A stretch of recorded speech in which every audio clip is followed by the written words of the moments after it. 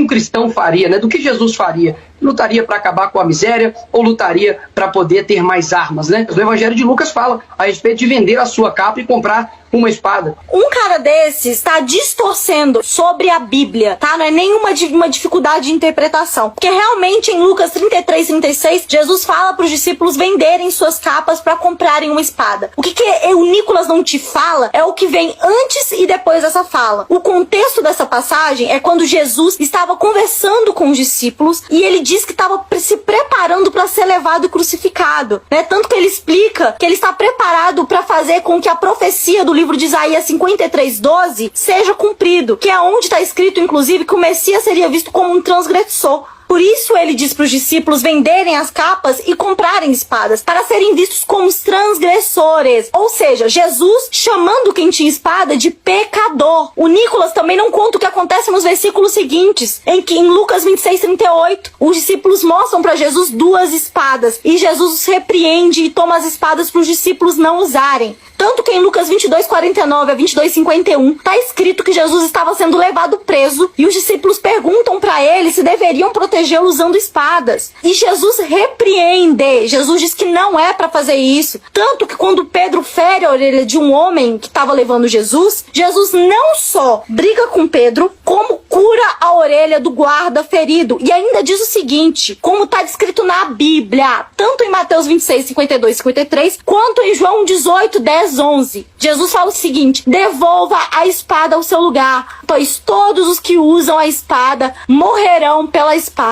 Basicamente, com quem ferro fere, com ferro será ferido. Então, eu me pergunto, por que o Nicolas tem interesse de distorcer a Bíblia, né? Todo mundo sabe que Jesus andou com todos que eram considerados errados na época. Pessoas que eram consideradas pecadores, com prostitutas, adúlteras, pessoas doentes. E para essas pessoas, Jesus sempre teve palavra de amor, cuidado, acolhimento, né? Jesus repartia comida, oferecia alimento. Sabe o único momento que Jesus aparece com raiva na Bíblia? Quando ele encontra religiosos da época que estavam vendendo coisas no templo, usando o nome de Deus errado na igreja. Então, não caiam nesse papinho. Gente que distorce a Bíblia. O livro eu deixei para vocês todas as citações para vocês depois pesquisarem. Não caiam em papinho de Nicolas e nem de quem distorce a Bíblia e Jesus.